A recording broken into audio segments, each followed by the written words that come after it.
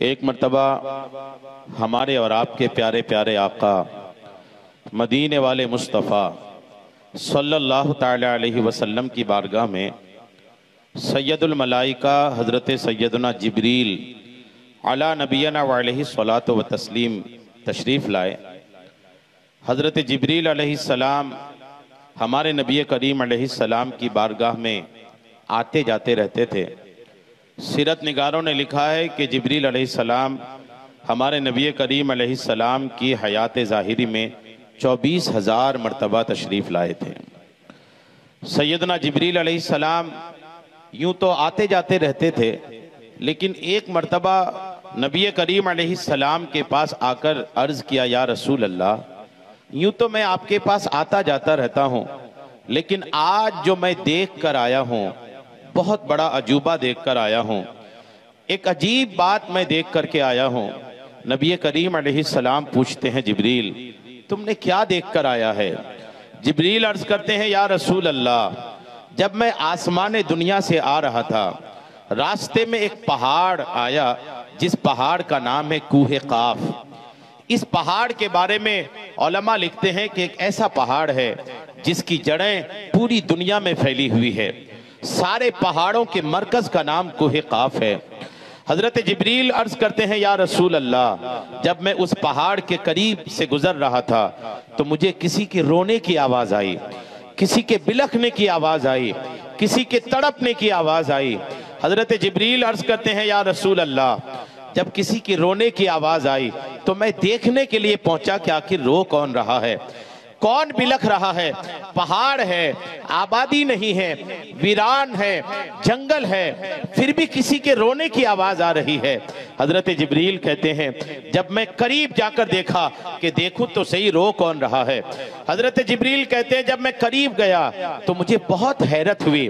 حیرت یہ ہوئی کہ جو رو رہا تھا وہ کوئی انسان نہیں بلکہ ایک فرشتہ تھا جو رو رہا تھا، اور وہ فرشتہ حضرت جبریل کہتے ہیں کہ کوئی عام فرشتہ نہیں تھا، ایک ایسا فرشتہ تھا کہ جب یہ آسمان میں ہوتا تھا اس کے لیے تخت ہوتا تھا جس پہ وہ بیٹھتا تھا، اور جب وہ اپنی تخت پہ بڑی شان و شوکت کے ساتھ بیٹھتا تھا تو اس کے سامنے بطور خدمت 70,000 فرشتے بیٹھتے تھے۔ 70,000 فرشتے ان کی خدمت کے لیے کھڑے ہوتے تھے۔ ایسے شاندار فرشتہ آج کیا دیکھ رہا ہوں کہ آج نہ کوئی تخت ہے، نہ کوئی تاج ہے، نہ 70,000 فرشتوں کا ہجوم اور نہ 70,000 فرشتوں کی بھیڑ ہے۔ حال یہ ہے کہ پڑا ہوا ہے، اس کے پر بھی نہیں ہے، شکل و صورت بھی بگڑ چکی ہے، عجیب و غریب حالت ہو چکی ہے۔ حضرت جبریل نے جب ان کو دیکھا، قریب گئے، قریب جا کر کے پوچھا، اے فرشتہ، تمہاری یہ حالت کیسے ہو گئی؟ تمہاری یہ کنڈیشن کیسے ہو گئی؟ تم تو بڑی شان کے ساتھ آسمان دنیا میں ہوتے تھے، آج یہ حال کیسے ہو گیا؟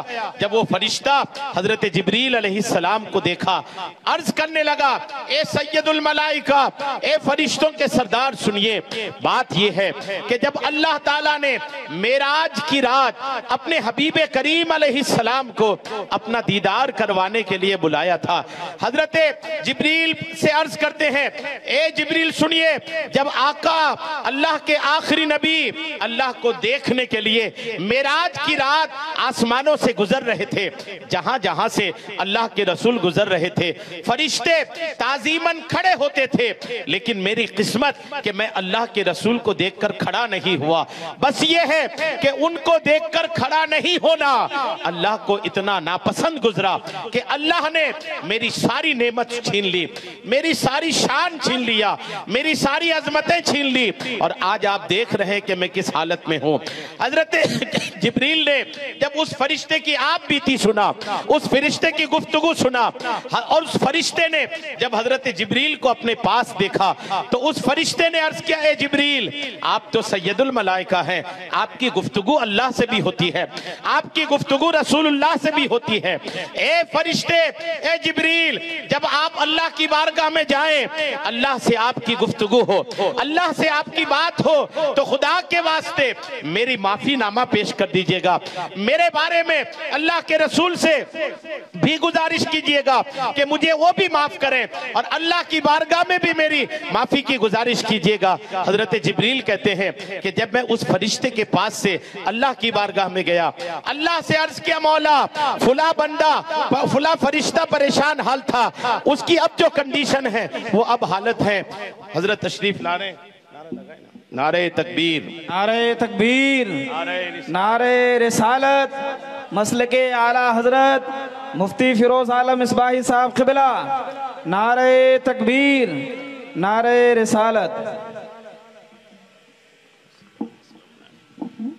درود پاک پڑھی، اللہم صلی علی سیدنا مولانا محمد وعلی آل محمد بارک وسلم۔ صلاۃ و سلام علیکہ یا رسول اللہ یا محسن یا رسول اللہ صلی اللہ تعالی علیہ وسلم۔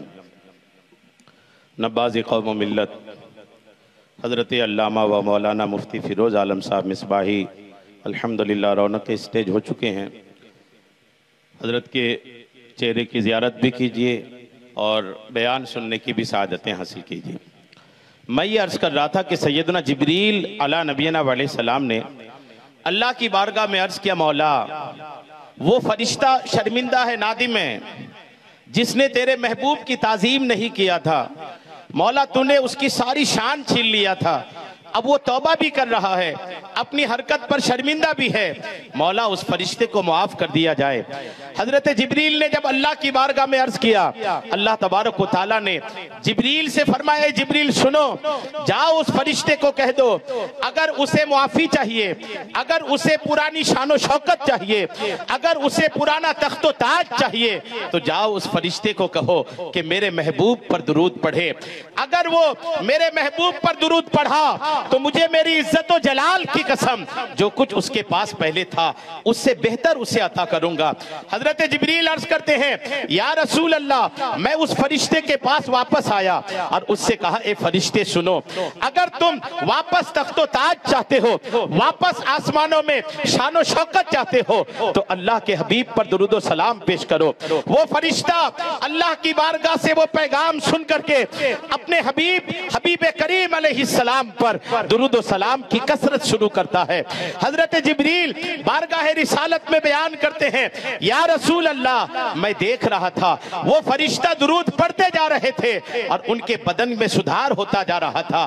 اب سے پہلے جب ان کے بدن میں پر نہیں تھے، خوبصورتی نہیں تھی، وہ حسن و جمال نہیں تھا، وہ درود پڑھتا جا رہا تھا، اللہ تعالیٰ اس کے پر کو بھی واپس کیا، اس کی خوبصورتی کو بھی واپس کیا۔